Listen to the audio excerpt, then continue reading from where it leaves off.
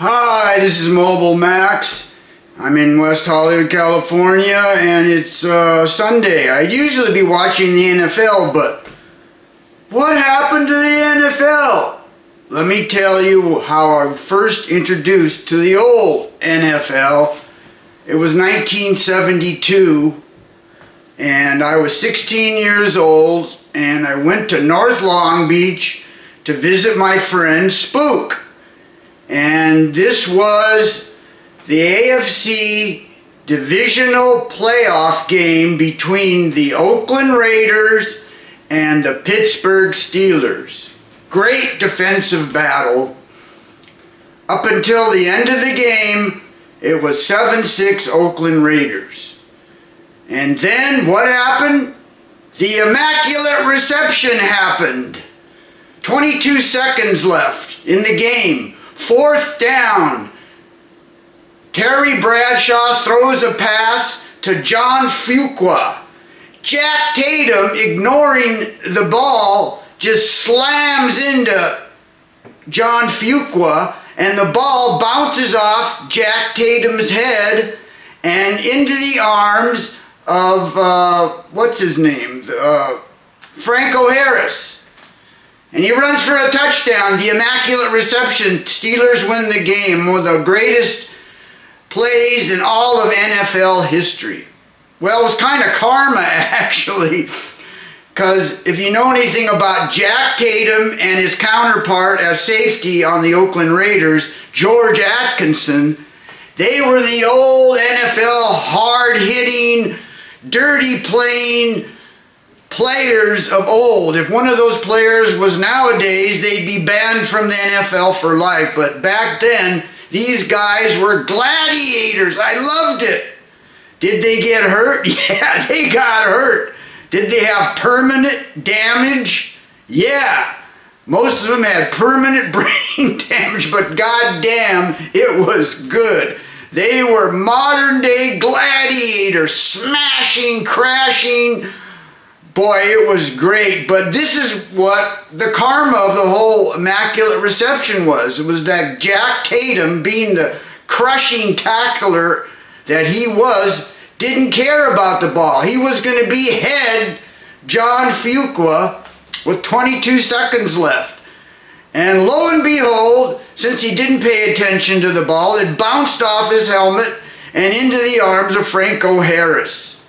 And that was a great play, and that was a great game, one of the best in NFL history, but those days are over. I don't even watch the NFL. It's like every game is produced in advance. The outcome has already been decided, and they manipulate it for who's going to win, and also make it exciting. Almost every game goes to the end. I mean, come on. You know where I think this all comes down to, believe it or not? I know there's other factors like globalization and the fact that American media producers have to reach a global audience now, and I guess, well, it's true. Most of the global audience are peasants, uneducated. And also, here's another factor. WWE, pro wrestling, Vince McMahon. Vince McMahon was a great promoter and great businessman, and he elevated pro wrestling to heights that nobody had ever seen before.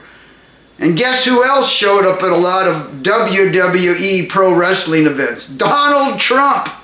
Maybe that's where he got the idea of appealing to this type of audience. I think a lot of powerful businessmen saw WWE and discounted the intelligence of the American populace. Hell, some of the stars of pro wrestling, WWE, it used to be called, believe it or not, WWF, but the World Wildlife Fund owned that name before wrestling, sued them, and then it became WWE because they couldn't have the WWF anymore. It was owned by the World Wildlife Fund. At any rate, some big stars in wrestling became big general media stars like the Hulk or The Rock. They became big stars, and here's what topped the cake. Jesse Ventura, another big star in WWE Pro Wrestling, became governor of Minnesota. Boy, after they saw that, they go, boy, the American public sure is lame. Personally, I thought pro wrestling was idiotic. It was like a cheap soapbox for imbeciles. At any rate, I think a lot of big shots, big businessmen, saw that they didn't have to deliver anything real. That it was all about entertainment, making the audience happy, and the audience wasn't too bright. You could do whatever you wanted as long as your audience is entertained. And that's what I think a lot of businessmen are doing now. For instance, let me give you an example. I was watching this series on my laptop, this television series called Taboo, with, what's his name, Tom Hardy. Excellent series. Season 1 I saw, and not knowing that season 2 of Taboo with Tom Hardy was still in production, it didn't come out, I didn't know that. I went on a line and I said, season 2 of Taboo. Well, up pops this Taboo season 2, but it's $30. So I wanted to see it, and I was willing to pay $30, and I did. And it wasn't the same thing. It was a National Geographic documentary called Taboo. And well, I guess I lost $30, but this is an example of how big business thinks that the American populace is I guess stupid or imbecilic or uneducated, because they pull this type of shit, and it's getting more and more prevalent, where they rip people off or do not provide the truth. I think that's what the NFL is doing. They're just providing entertainment, making exciting games, regardless of how real it looks. They don't think the American public wants real or doesn't want the truth. They just want to be entertained. And I think the WWE had a lot to do with this, unfortunately. But let me tell you, big businessmen of the United States, there's a lot of smart people in this country. That's what made us strong. That's made us the #1 most powerful country on the planet.